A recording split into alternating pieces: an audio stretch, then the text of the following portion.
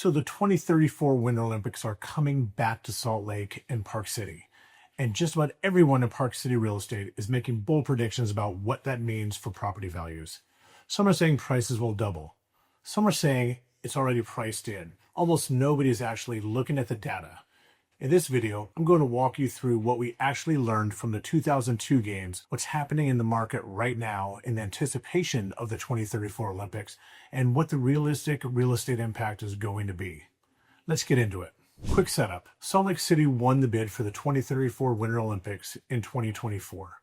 The games will take place across the Wasatch Front and the Wasatch Back, with Park City confirmed as a major venue. Park City Mountain, Deer Valley Resort, Utah Olympic Park, and Soldier Hollow are all on the venue list. Main Street will likely play a celebration role like it did in the 2002 games. This is significant because Salt Lake won't need to build any new permanent venues. All 23 venues from 2002 are still in place. That's a huge departure from most Olympic cities, which spend billions on new construction. Utah's approach: spend on infrastructure and refurbishment, not on white elephant arenas. That financial structure matters for the real estate story, so keep it in mind. Let's start with the historical baseline. The 2002 games happened. They were widely considered a success. Park City was on the world stage. What did the real estate market actually do? In the lead up to the 2002 Olympics, Park City property values appreciated meaningfully. The combination of infrastructure investment, global brand awareness, and an influx of international visitors who fell in love with the area created sustained demand. Many of today's full-time Park City residents first came here during or just after 2002 as visitors, fell for the place, and eventually bought. Importantly, Park City did not experience the post-game bubble burst that some Olympic cities have seen. Why? Because Park City was never a one-purpose Olympic town. It was an established ski destination before the games and remained one after. The Olympics added attention and infrastructure, but didn't create an artificial demand that evaporated when the cameras left. The long-term effect? 20 plus years later, Park City is regularly ranked among the top mountain destinations in the United States, if not the world. Real estate values have appreciated dramatically, and the international buyer pool that 2002 introduced has only grown. What academic research tells us about Olympic real estate impact. There's actually a body of academic research on what Olympic Games do to real estate values in host cities. The study most often cited in this context looked at the Pyeongchang, South Korea. The research found the property values in the host city of Gangneung rose approximately 5.5% more than comparable properties in other Korean regions in the years surrounding the games. That's not a doubling. It's not a 50% appreciation surge. It's a meaningful but measurable bump, and it's measured against a baseline of normal market activity. It's a pattern across most Olympic host markets. There's an announcement effect, a bump when the host market is selected. There's an infrastructure investment effect during the lead up, and often there's a brand awareness effect that often persists for years afterwards. The properties that benefit the most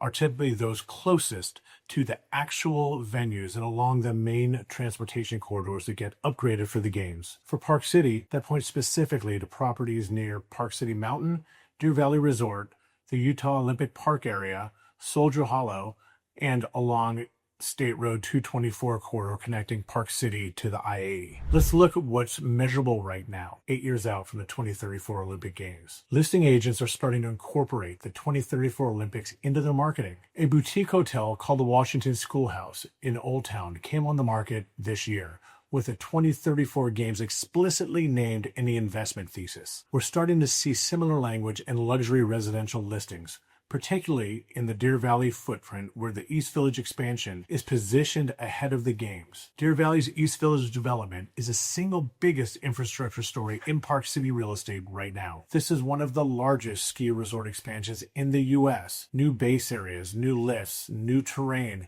and a massive amount of new real estate inventory. The development was already underway, but the 2034 venue confirmation has accelerated investor interest. Utah Senate Bill 333 also passed, allowing cities to create major sporting event venue zones that capture property and sales tax increments to fund infrastructure. This is essentially a tool to invest now and pay back from future revenue. Translation: more public infrastructure investment in venue areas without raising property tax upfront. So the early market signals are international buyer interest up, luxury inventory is being absorbed, and new development is accelerating in Deer Valley specifically. Not all Park City real estate will benefit equally. Here's where the impact is likely to concentrate. Tier 1. Ski and ski out properties at confirmed venue resorts. Deer Valley and Park City Mountain ski and product is going to be in the highest demand from international buyers, broadcast partners, and corporate sponsors during the games. These properties will see the strongest appreciation. Tier 2, Old Town Park City. Main Street is expected to play a major celebration role, similar to 2002, when it hosted nightly metal ceremonies. Properties on or near Main Street get a built-in story. Tier 3, Heber Valley around Soldier Hollow. Soldier Hollow hosted the cross-country and biathlon events in 2002 and will again in 2034. Real estate in Midway and around Soldier Hollow is currently much more affordable than Park City. Midway's median single-family price is around $1.2 million and stands to benefit from increased attention.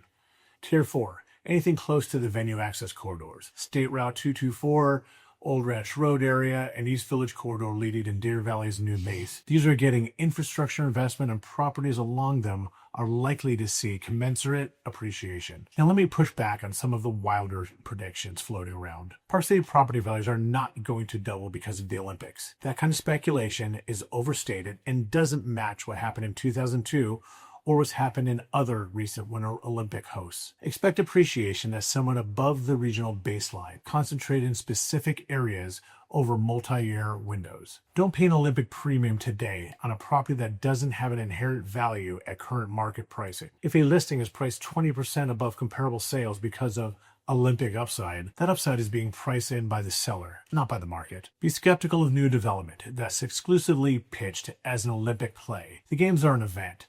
Real estate is a long-term hold. The properties that perform best over the Olympic cycle are the ones that would perform well even if the games never came and just happen to also benefit from the games. And finally, remember that for short-term rental investors, the games week is going to be enormous. But it's 2 weeks. The math of buying an investment property specifically for the games just doesn't work. The math of buying a great property in a great location that also benefits from the games, that math works. The 2034 Olympics are a tailwind for Park City real estate. They're not a magic ticket. The buyers who do well over the next 8 years are the ones who buy great locations at sensible prices and let the Olympic effect be a bonus, not a thesis. If you want help thinking through how the Olympic cycle should or shouldn't affect your purchase strategy, book a call through the link in the description. I'll walk you through the venue-adjacent properties currently on the market and tell you which ones I think are realistic and which ones are way overpriced for the story. Subscribe for more Park City market analysis,